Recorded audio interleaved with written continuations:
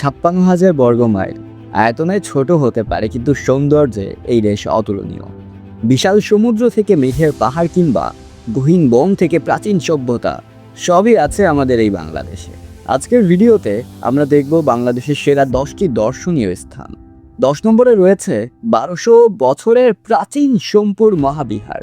এই বৌদ্ধ বিহারটি কেবল পাথরের স্তূপ নয়, এটি বাঙালির প্রাচীন মেধা ও সভ্যতার এক অনন্য দলিল। 9 নম্বরে রয়েছে সাগরকন্যা কুয়াকাটা।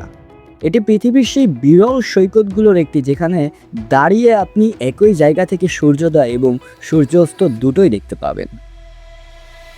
তালিকায় 8 নম্বরে রয়েছে পাহাড় আর পাথুরে নদীর মিতালি জাফলং। ভারতের মেঘালয় পাহাড়ের কোল ঘেঁষে বয়ে আসা স্বচ্ছ পানি পর্যটকদের প্রধান আকর্ষণ।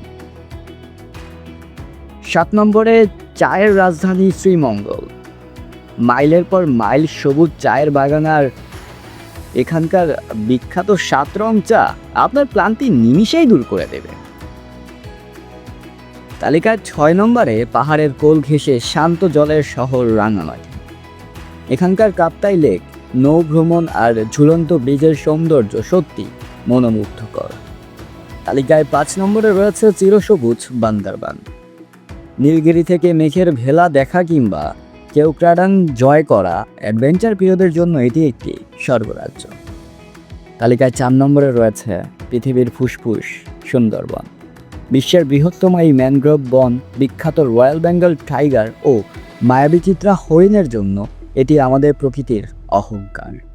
তালিকায় 3 নম্বরে রয়েছে মেঘের রাজ্য সাজেক, যেখানে পাহাড়ের চূড়ায় বসলে মনে হয় মেঘেরা আপনার হাত ছুঁয়ে যাচ্ছে। ভোরে সাজেক মানেই মেঘের এক বিশাল সমুদ্র।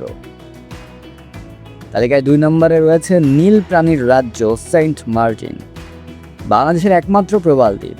স্বচ্ছ নীল জলরাশি আর সারি সারি নারিকেল গাছ একে বিদেশের যে কোনো দ্বীপের চেয়েও সুন্দর করে তুলেছে। তালিকায় 1 নম্বরে রয়েছে আমাদের গর্ব কক্সবাজার।